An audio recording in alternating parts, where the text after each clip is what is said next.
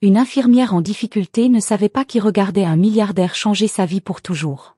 L'hôpital était étrangement calme à cette heure.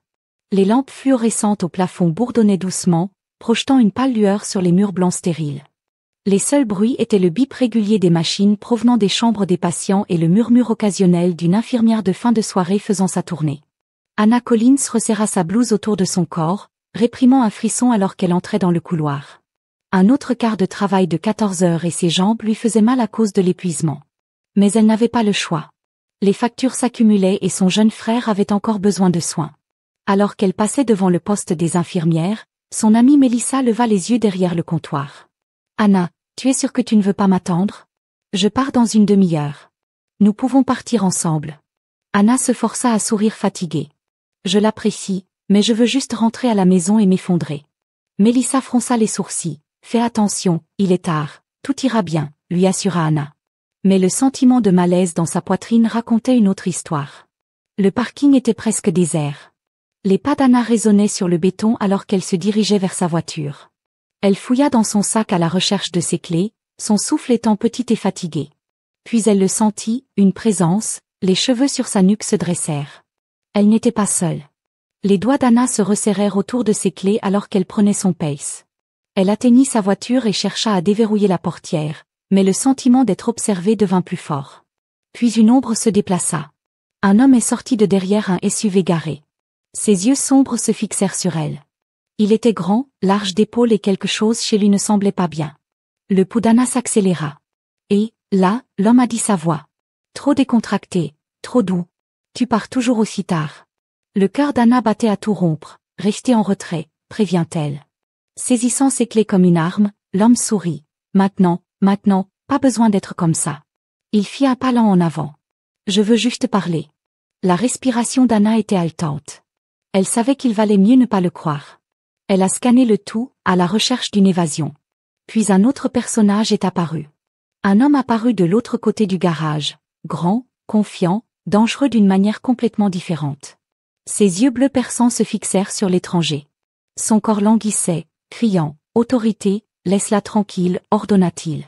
L'agresseur se raidit, « Occupez-vous de vos affaires. » Le nouveau venu ne brocha pas. « C'est mon affaire. » La tension s'est épaissie. Anna la sentit avant de le voir à l'instant où l'attaquant s'est précipité. Un éclair de mouvement, un point volant, un grognement de douleur. L'étranger s'élança le premier, mais le nouvel homme, son protecteur, l'esquiva avec des réflexes fulgurants. A-t-il répliqué, envoyant un solide coup de poing aux côtes de l'attaquant. Anna recula tandis que les deux hommes se battaient. L'attaquant était fort, mais l'homme qui la protégeait était plus fort. Un dernier coup envoya l'étranger s'écraser au sol. Gémit-il, se tenant le côté avant de se relever et de s'enfuir dans l'obscurité. Anna laissa échapper un souffle qu'elle n'avait pas réalisé qu'elle retenait. Son sauveur expira brusquement en faisant rouler son épaule. Puis elle le vit, du sang, une tache cramoisie qui fleurissait à travers sa chemise, juste en dessous de ses côtes. Oh mon Dieu! Anna se précipita à ses côtés. Tu es blessé, ce n'est rien, marmonna-t-il. Anna secoua la tête, déjà en mode infirmière. Vous avez besoin de points de suture. Je t'emmène à l'intérieur. Il a commencé à protester, mais Anna n'en voulait pas. Soit vous venez avec moi, soit j'appelle la sécurité et je leur demande de vous entraîner pendant une pause. Puis il soupira, lui faisant un petit sourire narquois fatigué. Eh bien, quand tu le dis de cette façon. Anna passa son bras autour du sien, le guidant vers les portes de l'hôpital. Elle n'avait aucune idée que l'homme qu'elle sauvait était un milliardaire. Anna a conduit l'homme blessé à travers les portes des urgences, son cœur encore battant à cause de l'attaque dans le parking. Le parfum stérile de l'antiseptique remplissait l'air tandis que les lumières fluorescentes projetaient une lueur froide sur le sol carrelé blanc. L'homme à côté d'elle, son sauveur, tressaillit à peine, malgré le sang qui coulait son côté.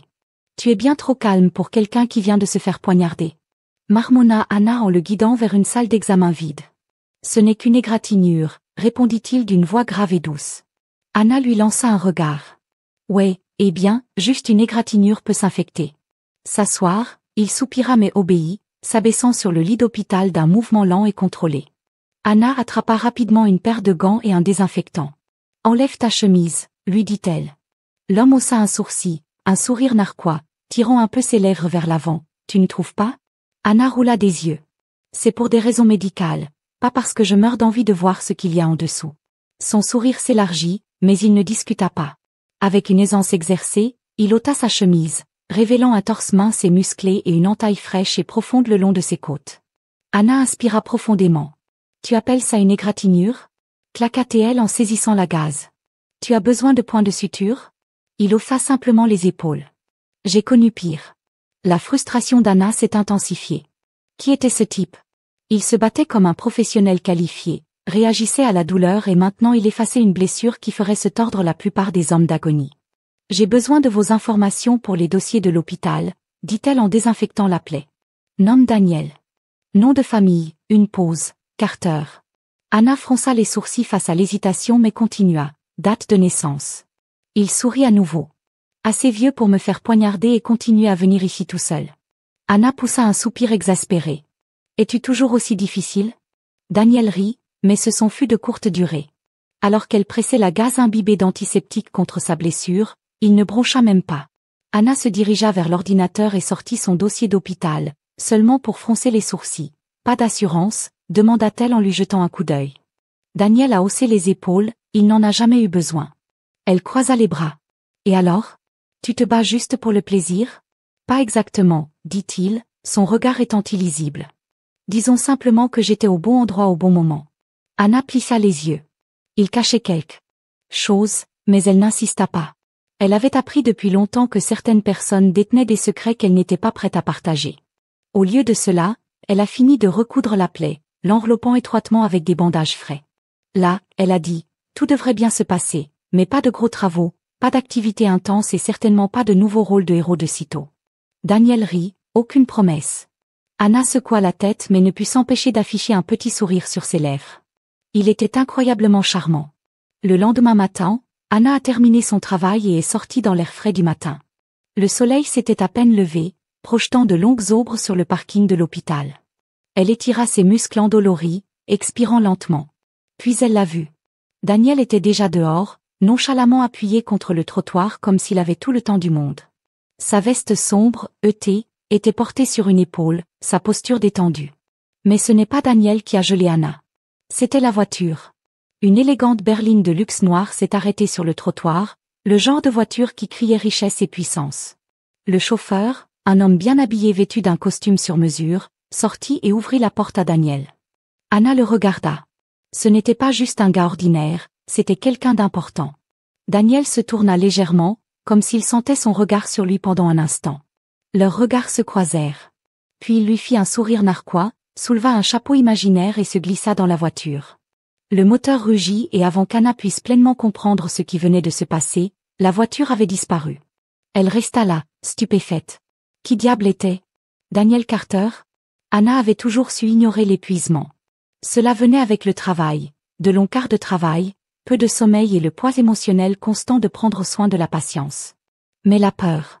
La peur était quelque chose qu'elle ne pouvait ignorer. Tout a commencé par un message. Son téléphone sonna alors qu'elle était assise au poste des infirmières à peine à mi-chemin de son quart de nuit. Elle s'attendait à un rappel concernant une facture en retard ou à un SMS de son jeune frère. Au lieu de cela, c'était un numéro inconnu. « Tu étais magnifique ce soir, Anna. » Son estomac se tordit. Ses doigts se resserrèrent autour du téléphone. Alors qu'elle scrutait le couloir vide, les lumières clignotèrent légèrement, le bourdonnement silencieux de l'hôpital soudain trop fort. Elle déglutit difficilement et posa le téléphone, se forçant à se concentrer sur le tableau devant elle. C'était probablement une erreur, un mauvais numéro. Mais ensuite un autre message. « Tu ne devrais pas être seule à cette heure. » Le souffle d'Anna se coupa. Elle était seule. Son cœur battait à tout rompre alors qu'elle se tournait sur sa chaise, scrutant les couloirs faiblement éclairés. L'hôpital était différent ce soir, plus froid, plus sombre. Elle a verrouillé son téléphone, se forçant à respirer, pas de panique. Mais au fond, elle savait que quelqu'un la surveillait.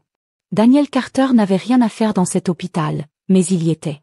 Cette fois, il n'était pas un étranger blessé ayant besoin de points de suture. Cette fois, il a franchi les portes avec un nom qui a fait tourner les têtes et une présence qui a poussé le directeur de l'hôpital à l'escorter personnellement jusqu'à une suite privée.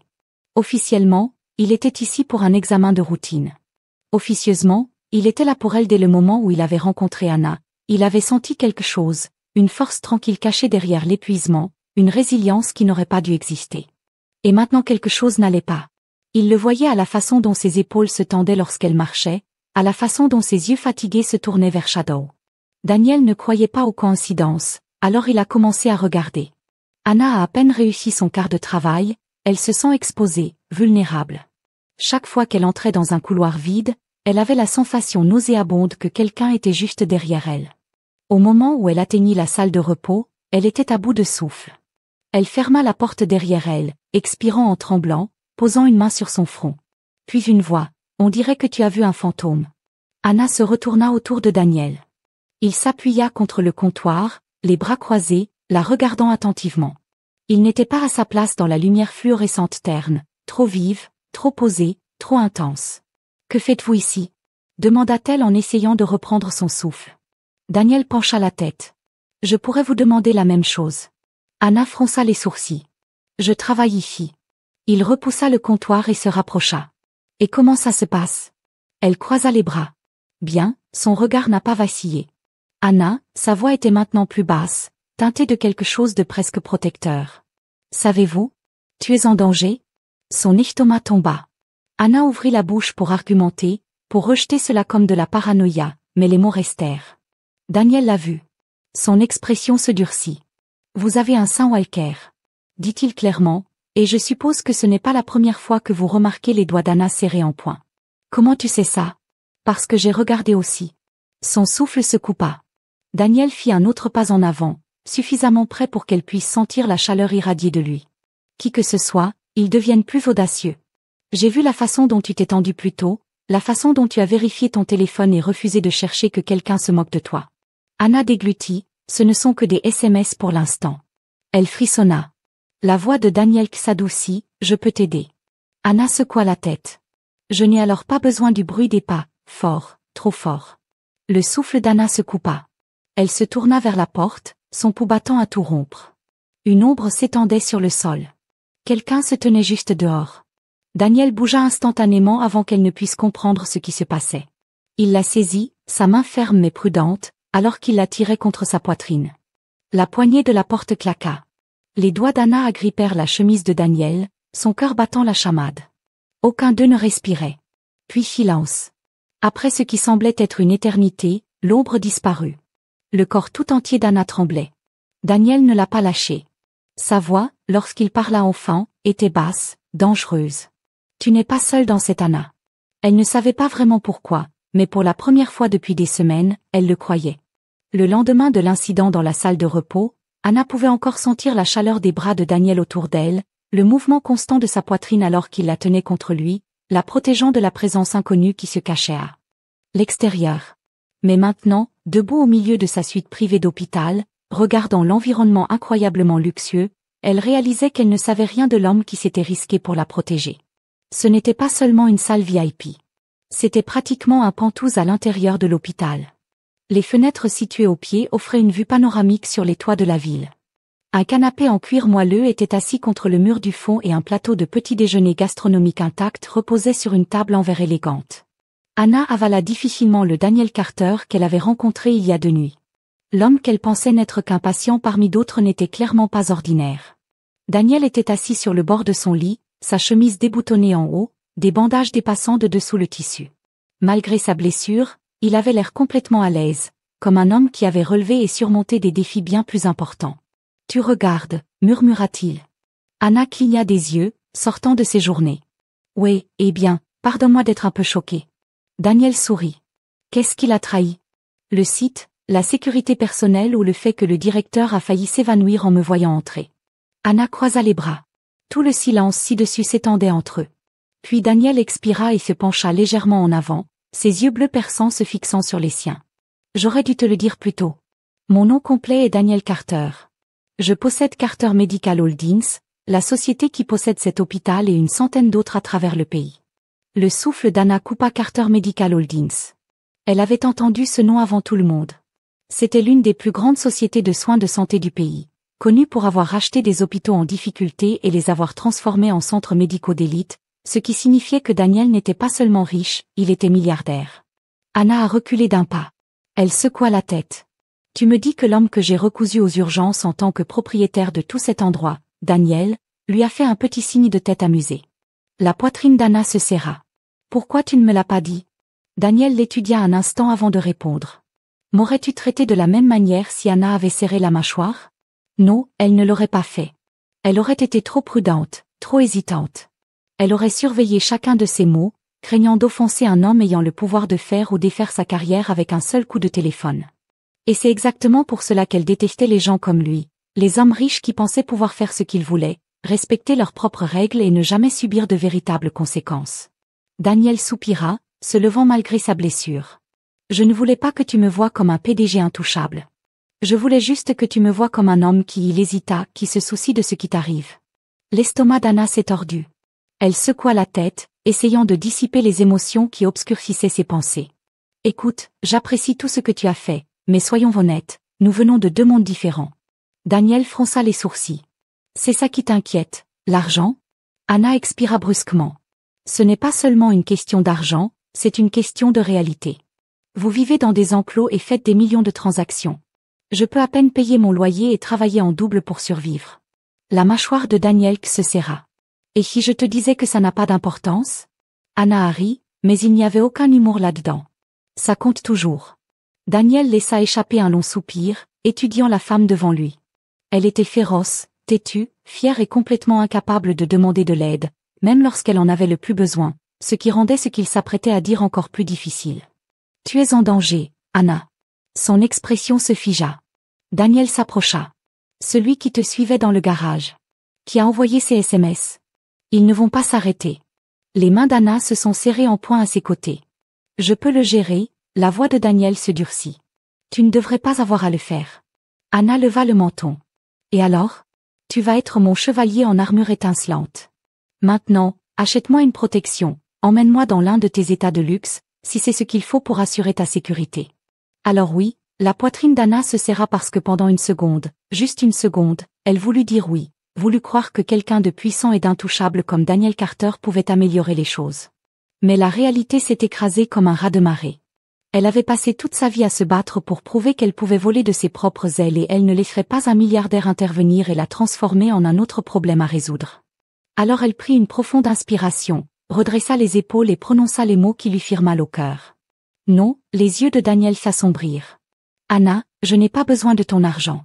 Sa voix vacilla, mais elle tint bon. Et je n'ai pas besoin de ton aide. Un muscle tic dans la mâchoire de Daniel. Tu es imprudent. Peut-être qu'elle l'a admis, mais au moins je suis honnête. Le silence tomba entre eux, épais et suffocant. Puis, avant que Daniel ne puisse dire autre chose, Anna se retourna et s'éloigna. Elle n'a pas regardé en arrière, car si elle l'avait fait, elle n'aurait peut-être pas eu la force de partir. Daniel Carter n'était pas du genre à abandonner facilement. Anna s'était éloignée de lui, mais cela ne voulait pas dire qu'il allait s'éloigner d'elle, pas quand il connaissait la vérité maintenant. 2 jours après leur dispute, Daniel était assis dans son bureau, un épais dossier posé sur son bureau. Il avait demandé à son assistant le plus fiable d'examiner les antécédents d'Anna non pas pour fouiller, mais pour comprendre. Et maintenant, tandis qu'il feuilletait les pages, sa poitrine se serrait. Anna Collant, 27 ans, pas de casier judiciaire, pas d'antécédents de stabilité financière, une montagne de dettes médicales. Ses parents avaient laissé derrière eux des milliers de dollars de factures impayées avant qu'elle ne disparaisse de sa vie. En plus de cela, elle soutenait son jeune frère, Ethan, qui allait et venait à l'hôpital depuis des années. Daniel expira lentement, ses doigts pressés contre ses tempes. Elle se battait seule depuis si longtemps. Pas étonnant qu'elle ne veuille pas de son aide. Elle avait passé toute sa vie à prouver qu'elle n'avait besoin de personne. Mais il n'était pas n'importe qui. Alors il a fait ce qu'il faisait de mieux. Il a trouvé un moyen. Tout a commencé avec les factures d'hôpital, une transaction discrète, sans nom, juste un avis soudain que le prochain traitement d'Ethan avait été entièrement couvert. Anna ne l'a jamais remis en question, elle a simplement remercié l'univers pour un miracle auquel elle ne s'attendait pas. Puis de petites choses ont commencé à se produire au travail. Son emploi du temps est devenu plus léger, comme si quelqu'un avait quelqu'un. Ali a demandé moins de quarts de nuit pour elle. Un nouvel équipement est apparu aux urgences. Un équipement plus rapide et de meilleure qualité qu'elle réclamait depuis des mois mais qui lui avait toujours été refusé. Et même si elle ne l'avait jamais vu, Daniel était toujours là, observant depuis les ombres. Il se dit que ce n'était pas parce qu'il s'en souciait, mais il s'en souciait. Anna a commencé à remarquer le changement en lui. Elle essayait toujours de garder ses distances, mais chaque fois qu'elle tournait dans un virage, il ne poussait jamais, n'exigeait jamais, juste là. Un regard persistant de l'autre côté du couloir, un sourire narquois complice. Quand elle l'a croisé dans la salle de repos, une conversation informelle qui lui a fait battre le cœur trop vite et le damner. Il était charmant. Elle s'était attendue à de l'arrogance et à du droit, mais au lieu de cela, il était attentionné et étonnamment gentil. C'était dangereux car elle se sentait glisser. Puis une nuit, tout a craqué. Les urgences avaient été un champ de bataille. Une fillette de 6 ans était arrivée après, à la suite d'un terrible accident, son petit corps brisé de manière irréparable. Anna avait tout fait, tout pour la sauver et elle avait échoué. Longtemps après le départ de la famille et après le départ des médecins, Anna était assise dans la chambre d'hôpital vide, tremblante. Ses mains tremblaient alors qu'elle tenait les gants médicaux abandonnés sur ses genoux, le souffle court. Elle avait déjà vu la mort, mais cela n'a jamais été aussi simple. Un léger coup à la porte, elle ne leva pas alors les yeux, une présence trop familière, Daniel. Elle aurait dû lui dire de partir, mais quand il s'accroupit à côté d'elle, quand ses doigts chauds et fermes effacèrent doucement une larme dont elle n'avait pas réalisé qu'elle était tombée, elle brisa un sanglot, s'échappa avant de pouvoir l'arrêter. Daniel ne dit rien, il la prit simplement dans ses bras et pour la première fois depuis des années, Anna se laissa tomber. Ses doigts agrippèrent sa chemise, son corps tremblant contre son wart chaud. Il la tenait sans hésitation, comme s'il attendait ce moment.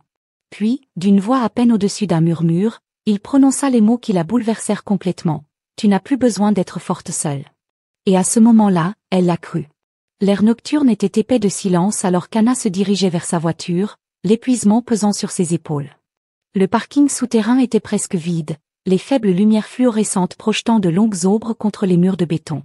Elle serra plus fort son sac, son rythme cardiaque régulier mais alerte. Puis des pas sonores. Anna se figea. Un frisson lui parcourut le dos alors qu'elle tournait la tête, scrutant le terrain faiblement éclairé, rien. Mais elle savait mieux. Elle n'était pas seule. Elle accéléra le pas, ses doigts tremblants alors qu'elle fouillait dans son sac pour récupérer ses clés. Encore quelques pas, une ombre bougea avant qu'elle puisse réagir. Une main rugueuse se plaqua sur sa bouche. Anna cria contre le palme, étouffant sa voix, son corps se tordant violemment. Mais l'homme derrière elle était plus fort. « Arrêtez de lutter !» siffla une voix contre son oreille. La panique envahit ses veines alors qu'elle se battait plus fort, son cœur cognant contre ses côtes. Puis une voix familière. Lâchée prise sur Anna, desserrée légèrement alors qu'elle et son agresseur se tournent vers le son. Daniel Carter se tenait à quelques mètres. Son visage sombre, avec furie, le souffle d'Anna se coupa. Sa présence imposait des épaules imposantes, des poings tendus, des yeux fermés brûlants de pure rage. L'homme derrière elle se raidit mais ne la relâcha pas. Au lieu de cela, il a sorti quelque chose de sa veste, un couteau. Daniel n'a pas bronché. Le pouls d'Anna est monté en flèche, pas Daniel. Mais c'était trop tard. L'attaquant s'est précipité. Tout est allé trop vite. Une lutte, un halètement aigu, un éclair argenté traversant l'air. Puis Daniel recula en titubant. Le cœur d'Anna s'est arrêté pendant une seconde paralysante. Tout s'est arrêté. Puis elle l'a vu, le rouge qui fleurissait à travers sa chemise, Daniel. Cria Anna en se précipitant vers lui alors que l'attaquant s'enfuyait dans les ombres. Daniel chancela, sa respiration irrégulière, sa main appuyée contre la blessure à son côté. Non, non, non, murmura Anna en le posant au sol, ses doigts tremblants alors qu'elle attrapait son téléphone. Reste avec moi, d'accord, reste juste avec moi. Daniel sourit faiblement. J'espérais que tu dirais que sa vision était floue à cause des larmes. L'appel est connecté. J'ai besoin d'une ambulance, a-t-elle crié au téléphone, la voix cassante. Il a été poignardé. Elle appuya sur sa blessure, mais il y avait tellement de sang. Bon sang, Daniel. S'étrangla-t-elle. Pourquoi tu l'as fait? Sa main couvrit la sienne. Sa poigne était faible, mais sa chaleur la brisa. Tu vaux la peine d'être sauvé, murmura-t-il, sa voix à peine au-dessus d'un murmure. Le souffle d'Anna se coupa, des larmes coulant sur ses joues. Puis ses yeux se fermèrent, pour la première fois de sa vie, Anna fut vraiment terrifiée. La chambre d'hôpital était trop calme. Les machines émettaient des bips rythmés, une assurance constante que l'homme allongé dans le lit était toujours en vie. Anna était assise à côté de lui, ses doigts enroulés autour de sa main, refusant de la lâcher. Elle était là depuis la seconde où il l'avait amenée au bloc opératoire, depuis les heures les plus longues et les plus atroces de sa vie. Maintenant, tout ce qu'elle pouvait faire était d'attendre, son pouce effleurant ses jointures, ses lèvres se pinçant en une fine ligne alors qu'elle retenait ses larmes. Puis un mouvement, Daniel. Les doigts se contractèrent. Anna inspira profondément. Puis, très lentement, ses yeux s'ouvrirent. Au début, il cligna des yeux, groggy, l'expression hébétée. Puis son regard se transforma en un petit sourire narquois fatigué, tiré sur ses lèvres. Et, infirmière. Anna laissa échapper un rire étouffé. Moitié sanglot, moitié soulagement, Daniel. Murmura-t-elle, la voix brisée. Son sourire s'effaça légèrement lorsqu'il vit les larmes couler sur son visage. Ses doigts s'enroulèrent faiblement autour des siens. Est-ce que tu pleures pour moi? Taquina-t-il doucement. Anna laissa échapper un rire aqueux en secouant la tête. Tu es un idiot, Daniel expira lentement, sa prise sur elle se resserrant très légèrement. Mais je suis ton idiot, murmura-t-il. Le cœur d'Anna se brisa et pour la première fois, elle cessa de se battre. Qu'est-ce qu'elle a ressenti? Daniel Carter avait fait face à d'innombrables négociations aux enjeux élevés, à des transactions de plusieurs milliards de dollars et à des concurrents impitoyables, mais rien ne l'avait jamais autant terrifié que ce moment. Assis sur le lit d'hôpital, le côté toujours endolori par la blessure qui a failli lui coûter la vie, il observait Anna. Elle se tenait près de la fenêtre, les bras enroulés, et se retrouvait à regarder les lumières de la ville au-delà de la vitre. La douce lueur illuminait son visage, mais il pouvait voir l'agitation dans ses yeux. Elle ne l'avait pas quitté depuis l'opération. Elle avait pleuré pour lui et maintenant il était sur le point de tout risquer. Anna savait qu'il la surveillait. Elle pouvait sentir le poids de son regard, l'intensité qui rendait son pouls instable.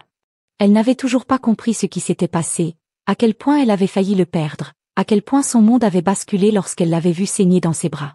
Elle avait passé des années à se convaincre qu'elle n'avait besoin de personne. Mais quand Daniel s'était effondré dans ce parking, quand sa main était devenue molle dans la sienne, cela l'avait presque détruite. Elle se tourna vers lui, essayant de calmer ses émotions. Tu devrais te reposer, Daniel sourit avec cette lueur arrogante familière dans ses yeux bleus, et tu devrais t'asseoir. Mais nous voilà, soupira Anna, marchant vers le lit. Tu n'écoutes pas, n'est-ce pas? Quand il s'agit de toi, murmura-t-il, le souffle coupé. Un silence s'étendait entre eux, épais, inexprimé, dangereux. Puis Daniel lui attrapa la main, lentement, délibérément, et Anna le laissa faire, ses doigts entrelacés dans les siens, sa chaleur l'enracinant. Je t'ai presque perdu, murmura-t-elle, sa voix à peine au-dessus d'un souffle. La mâchoire de Daniel se serra. Je n'allais pas laisser quoi que ce soit arriver. Anna secoua la tête. Ce n'est pas ce que je veux dire. Moi, déglutit-elle, se forçant à croiser son regard. Je n'avais pas réalisé à quel point tu comptais pour moi jusqu'à ce soir-là, et cela me fait peur. Daniel expira lentement. Bien, dit-il. Anna cligna des yeux. Quoi? Parce que j'ai peur depuis un moment maintenant. Sa voix était plus basse, plus douce, de te perdre, de ne pas pouvoir te protéger, de ne jamais avoir la chance de te dire la vérité. Son cœur battait à tout rompre. Daniel resserra son étreinte. Que je t'aime, Anna. Les mots la frappèrent comme une tempête. Elle le regarda, son pouce accélérant. Daniel, je me fiche des différences entre nous. Continua-t-il avant qu'elle ne puisse s'éloigner. Je me fiche de l'argent, des antécédents ou de tout ce qui, selon vous, nous sépare. Son pouce effleura ses jointures. Je ne veux pas seulement te protéger, Anna, je veux être à tes côtés. Je veux être celui sur qui tu t'appuies, celui qui se bat pour toi quand tu es trop fatigué pour te battre pour toi-même. Anna s'effondra, les larmes lui brûlaient les yeux alors que sa respiration tremblait. Elle n'avait jamais eu ça, pas une seule fois. Personne ne lui avait jamais dit qu'elle n'était pas obligée de le faire seule. Puis il l'embrassa, lentement, tendrement, dévastateur. Ses lèvres étaient chaudes, patientes, lui laissant le temps de courir si elle le voulait, mais elle ne le fit pas. Elle lui rendit son baiser, ses mains agrippant sa chemise, son corps se fondant dans le sien, et pour la première fois depuis toujours, elle se laissa croire que peut-être, juste peut-être, elle n'était plus seule. Le hall principal de l'hôpital n'a jamais été aussi bondé. Médecins, infirmières et patients se sont tous rassemblés, leurs murmures remplissant l'air alors qu'ils tendaient le cou vers le centre de l'attention. Daniel Carter, debout dans un costume bleu marine impeccable, tenant une petite boîte en velours dans ses mains, et devant lui une Anna Collins abasourdie. Son cœur battait à tout rompre dans ses oreilles. « Daniel, qu'est-ce que tu fais ?» Il sourit, complètement imperturbable devant les centaines de perdus qui les regardaient, ce que j'aurais dû faire il y a longtemps. Les mains d'Anna tremblèrent alors qu'il tombait à genoux. Des halètements résonnèrent dans la foule. Daniel la regarda, ses yeux bleus perçants, plus doux qu'elle ne les avait jamais vus. « Nous avons vécu l'enfer ensemble. » dit-il d'une voix ferme, malgré le poids de ses mots. « J'ai failli te perdre plus de fois que je ne peux compter, et à chaque fois, cela ne fait que me rendre plus sûr d'une chose. » Il a ouvert la boîte à l'intérieur. Une superbe bague en diamant a attiré la lumière. Simple, élégante, tout comme elle. Je t'aime, Anna. Il a continué. Et je ne veux pas seulement te protéger. Je veux être l'homme à côté de qui tu te réveilles chaque matin. Je veux être l'homme qui veille à ce que vous ne portiez jamais seul le poids du monde. Encore une fois, les larmes montèrent aux yeux d'Anna. Le sourire de Daniel s'adoucit. Alors, mademoiselle Collins, voulez-vous m'épouser? Un silence tomba sur la pièce. Pour la première fois depuis toujours, Anna se laissa croire. Je crois que l'amour n'est pas une question d'argent ou de statut. Il s'agissait de cela, d'un homme qui avait risqué sa vie pour elle, s'était battu pour elle, l'avait aimée même lorsqu'elle l'avait repoussé. Elle laissa échapper un rire étouffé, des larmes coulant sur ses joues. Puis elle hocha la tête, oui. Elle murmura alors plus fort, oui, Daniel, je t'épouserai. Le hall éclata d'acclamations lorsque Daniel glissa la bague à son doigt, l'entraînant dans un baiser à couper le souffle. Et juste comme ça, sa vie a changé pour toujours. Les vagues s'écrasaient doucement contre le rivage, la brise salée emportant le parfum de l'océan. Alors que le soleil baissait à l'horizon, Anna se tenait au bord de l'allée, pieds nus dans le sable doux, sa robe blanche flottant autour d'elle. Elle n'avait jamais rêvé d'un mariage de conte de fées, mais debout ici, entourée des gens qu'elle aimait, attendant d'épouser l'homme qui était devenu son lieu sûr, sa maison, elle réalisa que c'était mieux que n'importe quel rêve. Daniel se tenait sous une arche drapée de fleurs, la regardant comme si elle était tout son monde. Alors qu'elle marchait vers lui, son cœur était léger, comme si elle ne portait plus le poids du passé. Quand elle l'atteignit, il lui prit les mains, les serrant doucement. Elle sourit nerveusement. Daniel a souri seulement à propos d'avoir accompli mes vœux sans pleurer. Anna rit, secouant la tête. Je paierai pour voir ça. Commença l'officier, mais Anna entendit à peine les mots. Tout ce sur quoi elle pouvait se concentrer était Daniel, l'homme qui s'était battu pour elle alors qu'elle ne pouvait pas se battre pour elle-même, qui lui avait montré que l'amour n'était pas une question de grands gestes ou de richesse. C'était une question de sacrifice, de confiance, de choisir quelqu'un chaque jour. Daniel porta sa main à ses lèvres, déposant un doux baiser sur ses doigts avant de murmurer. À partir de maintenant, tu n'as plus à t'inquiéter seule.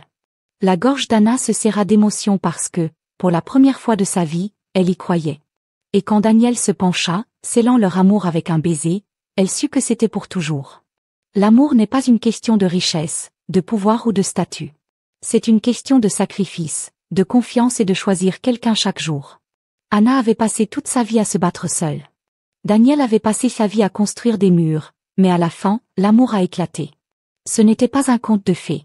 C'était réel, désordonné, imparfait, mais c'était le leur, parce que le véritable amour ne consiste pas à sauver quelqu'un. Il s'agit de se tenir à leur côté à travers chaque tempête, chaque peur, chaque bataille. Si cette histoire vous a touché, n'oubliez pas d'aimer, de partager et de vous abonner aux histoires émouvantes pour plus d'histoires inoubliables d'amour, de résilience et de seconde chance. Car parfois la personne à laquelle vous vous attendez le moins peut changer votre vie pour toujours.